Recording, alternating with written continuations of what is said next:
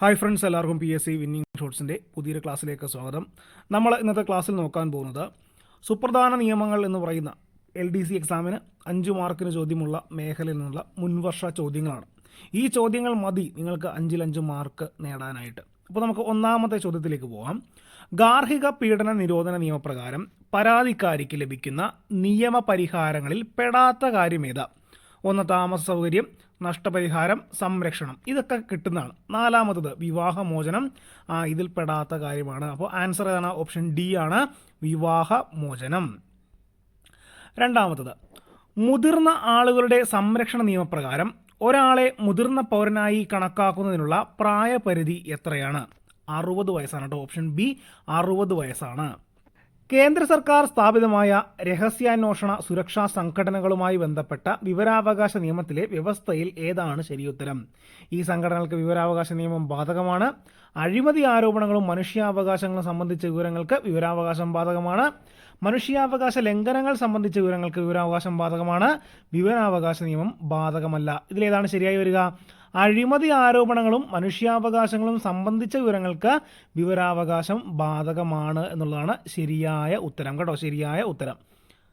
നാലാമത്തെ ചോദ്യം, 2019 ഉപഭോക്തൃ സംരക്ഷണ നിയമപ്രകാരം പരാതി നൽകേണ്ടത് ആരാണ്? പരാതി നൽകേണ്ടത് ആരാണെന്നുള്ളതാണ്. ഉപഭോക്തൃ സംരക്ഷണ നിയമപ്രകാരം പരാതി നൽകേണ്ടത് ആരാണ്? ഉപഭോക്താവ്, ഉപഭോക്താക്കളുടെ സന്നദ്ധ സംഘടന, സർക്കാർ, മുകളിൽ പറഞ്ഞവർക്ക് ആർക്കും നൽകാവുന്നതാണ്. ഏതാണ് ആൻസർ?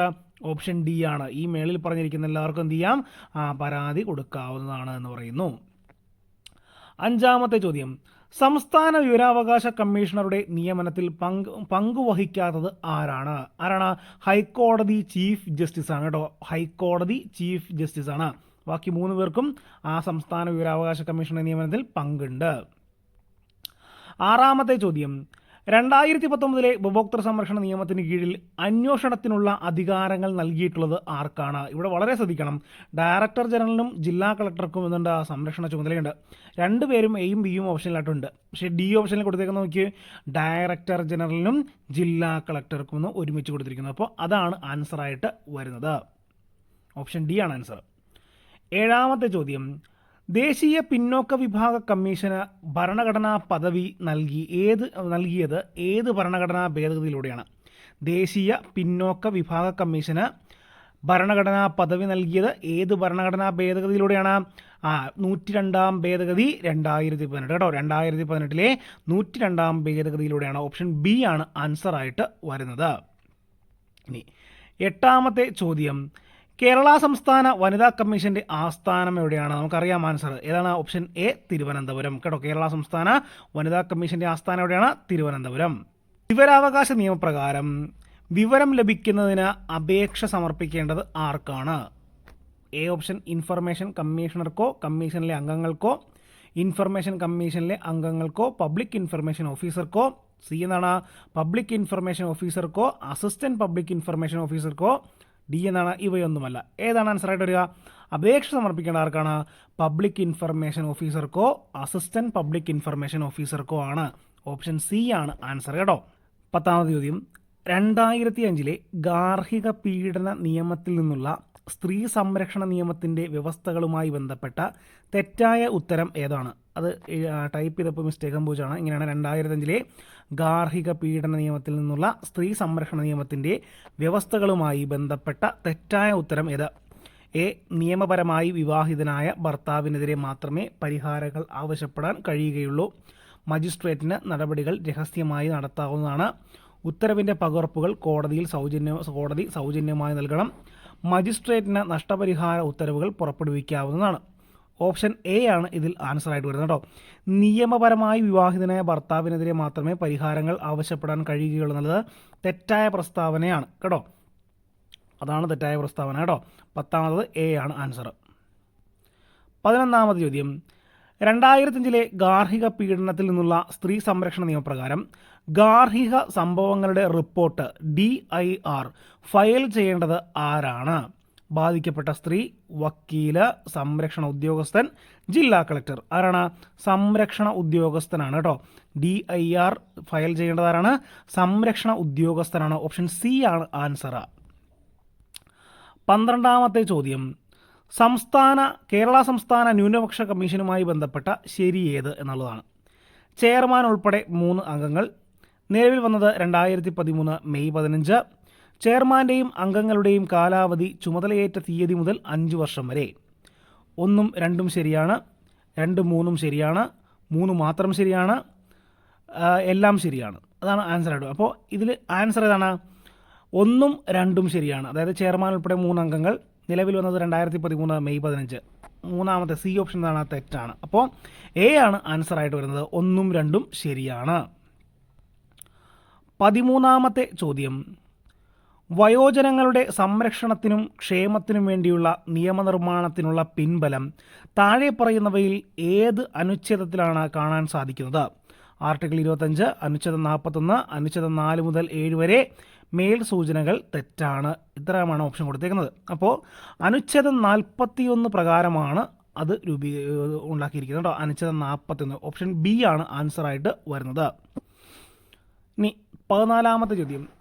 താഴെ പറയുന്നവയിൽ വിവരാവകാശ നിയമത്തിൻ്റെ പരിധിയിൽ വരാത്തത് ഏത്? മന്ത്രിസഭാ തീരുമാനങ്ങൾ, രാജ്യസുരക്ഷയെ സംബന്ധിച്ച വിവരങ്ങൾ, 15 വർഷം പഴക്കമുള്ള രേഖകൾ, അർദ്ധ സർക്കാർ സ്ഥാപനങ്ങളിലെ വിവരങ്ങൾ. ഇതാണ് ഓപ്ഷൻ ബി ആണ് രാജ്യസുരക്ഷയെ സംബന്ധിക്കുന്ന വിവരങ്ങൾ കേട്ടോ. ഓപ്ഷൻ ബി ആണ് ആൻസർ ആയിട്ട് വരുന്നത്. 15ാമത്തെ ചോദ്യം. 2012 കേരള സംസ്ഥാന സേവനാവകാശ നിയമത്തിന് കീഴിൽ പരാമർശിച്ചിരിക്കുന്ന സേവനാവകാശം താഴെ പറയുന്നവർക്ക് ലഭ്യമാണ്. പൊതുജനം, ബന്ധപ്പെട്ട വ്യക്തി, അപേക്ഷകൻ, യോഗ്യനായ വ്യക്തി. ഇവിടെ ആൻസർ ഏതാ വരുന്നത്? യോഗ്യനായ വ്യക്തി എന്നാണ് കേട്ടോ. യോഗ്യനായ വ്യക്തി. ഓപ്ഷൻ ഡി ആണ് ആൻസർ ആയിട്ട് വരുന്നത്. 16ാമത്തെ ചോദ്യം. ഉപഭോക്തൃ സംരക്ഷണ നിയമം 2019 പ്രകാരം ഉപഭോക്താക്കളുടെ അവകാശമായി പ്രത്യേകം പരാമർശിച്ചിരിക്കുന്നത് എന്ത്? ഉപഭോക്തൃ വിദ്യാഭ്യാസത്തിനുള്ള അവകാശം, ഉപഭോക്തൃ അവബോധത്തിനുള്ള അവകാശം, ഉപഭോക്തൃ സംരക്ഷണ അവകാശം, ഉപഭോക്തൃ ബോധവൽക്കരണത്തിനുള്ള അവകാശം. ഇതിലേതാണ്? ഉപഭോക്തൃ അവബോധത്തിനുള്ള അവകാശം. ഓപ്ഷൻ ബി ആണ് ആൻസർ ആയിട്ട് വരുന്നത്. 17ാമത്തെ ചോദ്യം. താഴെ തന്നിരിക്കുന്ന പ്രസ്താവനകളിൽ നിന്നും ഉചിതമായ ഉത്തരം തിരഞ്ഞെടുക്കുക. ഉപഭോക്തൃ സംരക്ഷണ നിയമപ്രകാരം നിയമിക്കുന്ന ദേശീയ ഉപഭോക്തൃ പരിഹാര കമ്മീഷനിൽ പ്രസിഡന്റ് കൂടാതെ 4ൽ കുറയാത്ത അംഗങ്ങളും ഉണ്ടായിരിക്കണം. ദേശീയ കമ്മീഷൻ മുമ്പാകെ നേരിട്ട് സമർപ്പിക്കുന്ന പരാതികൾക്ക് അതിൻ്റെ അധികാരപരിധി നിശ്ചയിക്കുന്നതിനായി 10 കോടിയിലധികം രൂപയുടെ വില ഉണ്ടായിരിക്കണം. ഇതിൽ ഏതാണ് ശരി എന്നുള്ളതാണ്. 1 മാത്രം ശരിയാണ്, 2 മാത്രം ശരിയാണ്, 1ഉം 2ഉം ശരിയാണ്, 1ഉം 2ഉം തെറ്റാണ്. ഇതിലേതാണ്? 1ാമത്തെ ഓപ്ഷനും 2ാമത്തെ ഓപ്ഷനും എന്താണ്? ശരിയായതാണ്, പ്രസ്താവനകളാണ്. 1ഉം 2ഉം ശരിയായ പ്രസ്താവനകളാണ് കേട്ടോ. അപ്പോൾ ആൻസർ വരുന്നത് ഇവിടെ സി ഓപ്ഷനാണ് കേട്ടോ. ഓപ്ഷൻ സി ആണ് ആൻസർ ആയിട്ട് വരുന്നത്. 18ാമത്തെ ചോദ്യം. ഗാർഹിക പീഡനങ്ങളിൽ നിന്നും സ്ത്രീകൾക്ക് സംരക്ഷണം നൽകുന്ന 2005 നിയമം അനുസരിച്ച് ഗാർഹിക പീഡനം എന്ന നിർവചനത്തിൻ്റെ പരിധിയിൽ വരാവുന്നത് ഏതാണ്? ശാരീരികമായ പീഡനം, ലൈംഗിക പീഡനം, വാക്കുകൾ കൊണ്ടും മാനസികവുമായ പീഡനം, മേൽപ്പറഞ്ഞ എല്ലാം ഉൾപ്പെടും. ഏതാണ്? മേൽപ്പറഞ്ഞ എല്ലാം ഉൾപ്പെടും എന്നുള്ളതാണ് ശരിയായ ഉത്തരം. ഓപ്ഷൻ ഡി ആണ് ആൻസർ ആയിട്ട് വരുന്നത്. 19ാമത്തെ ചോദ്യം. മാതാപിതാക്കൾക്കും മുതിർന്ന പൗരന്മാർക്കും സംരക്ഷണ ചെലവ് നൽകുന്ന 2007 നിയമം അനുസരിച്ച് ശരിയായ ഉത്തരം തിരഞ്ഞെടുക്കുക. സംരക്ഷണ ചെലവിലേക്ക് പ്രതിമാസം പരമാവധി 10,000 രൂപയാണ് ട്രിബ്യൂണലിന് വിധിക്കാവുന്നത്. ഈ നിയമപ്രകാരം അപ്പീൽ നൽകുവാൻ ഉദ്ദേശിക്കുന്നുവെങ്കിൽ അത് ബന്ധപ്പെട്ട ജില്ലാ ജഡ്ജിക്ക് സമർപ്പിക്കണം. മേൽപ്പറഞ്ഞ എയും ബിയും ശരിയല്ല, മേൽപ്പറഞ്ഞ എയും ബിയും ശരിയാണ്. ഇതിലേതാണ്? സംരക്ഷണ ചെലവിലേക്ക് പ്രതിമാസം പരമാവധി 10,000 രൂപയാണ് ട്രിബ്യൂണലിന് വിധിക്കാവുന്നത്. ഇതാണ് ശരിയായ ഉത്തരം കേട്ടോ.